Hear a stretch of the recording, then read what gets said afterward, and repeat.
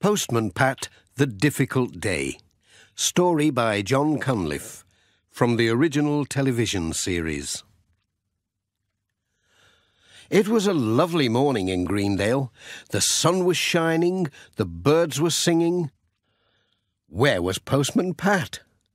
It was long past his time to be up and on his way, but his curtains were closed and his van stood outside. All was silent and still. Then the door opened and Pat looked out. He looked sleepily at his watch. Oh dear, is it that time? He dressed and rushed out without any breakfast and without his hat. He dashed back for his hat, fell over his cat and landed in a heap on the doorstep.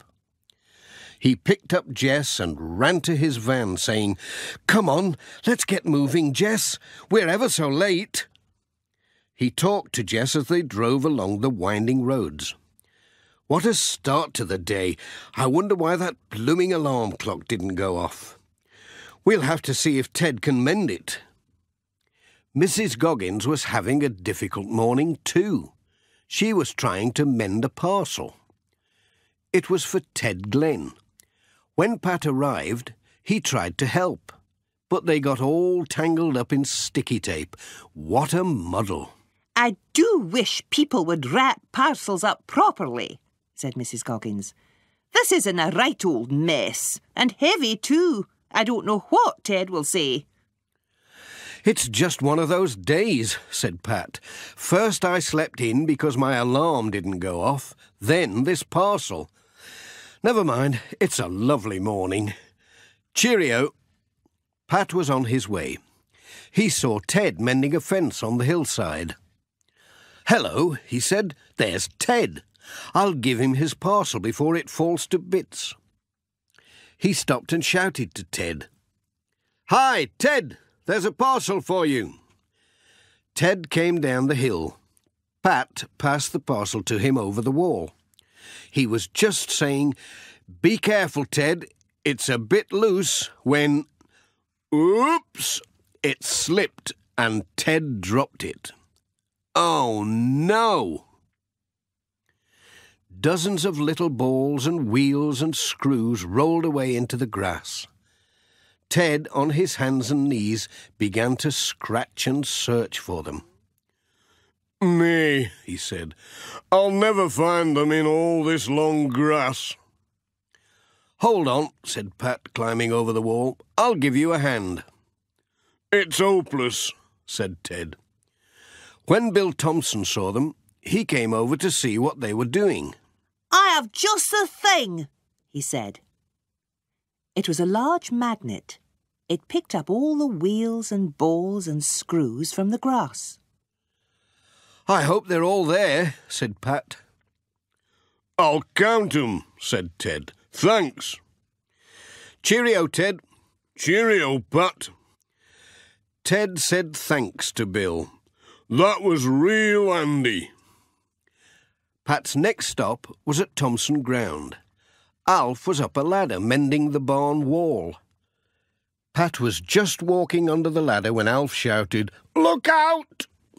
Too late. "Whoop! Ouch!" said Pat.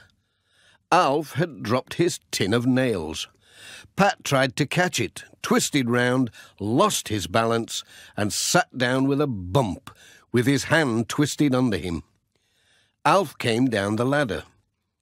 "You all right, Pat?" "No, I think I've sprained my wrist." "I'll go and get a bandage," said Alf. Then Mrs. Thompson came along. "Dear me, whatever have you been up to, Pat?" "Just in too much of a hurry," said Pat. "Walking under ladders." Mrs. Thompson looked at his wrist. "Now hold still," she said, "and I'll bind it up for you. But you won't be able to drive any more today, you know. You'll have to rest it." "What about all my letters?" said Pat. Sam Waldron arrived in his mobile shop. They told him about Pat's accident. "Why don't you put your letters and parcels in my van?" said Sam. "We can do our rounds together."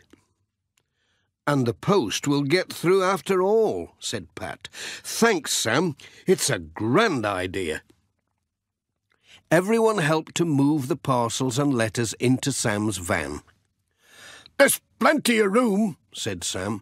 "Just stack 'em at the back of the van behind the seats." "Come on, Jess," said Mrs. Thompson. She put Jess on the seat. "You'll be all right in there." Pat climbed in beside Sam and Jess curled up on his knee. "Off we go," said Sam.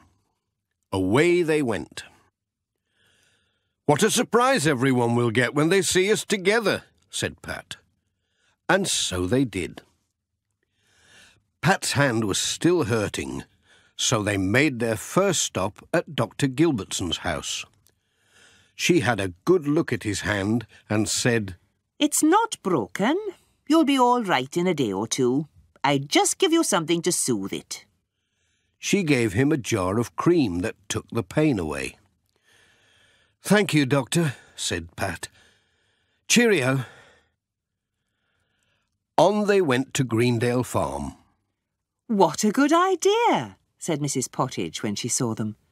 "We can get our post and parcels with our potatoes and peas." All the people of Greendale agreed with her, as Pat and Sam went on their way. The Reverend Timms, Miss Hubbard, Granny Dryden, George Lancaster, Peter Fogg, and all the children. Jess liked Sam's van too, because the smell of fish tickled his nose. At the end of the day, Sam gave Jess a kipper all to himself, and that turned a difficult day into a perfect day, as far as Jess was concerned. Postman Pat, Postman Pat, Postman Pat and his black and white cat.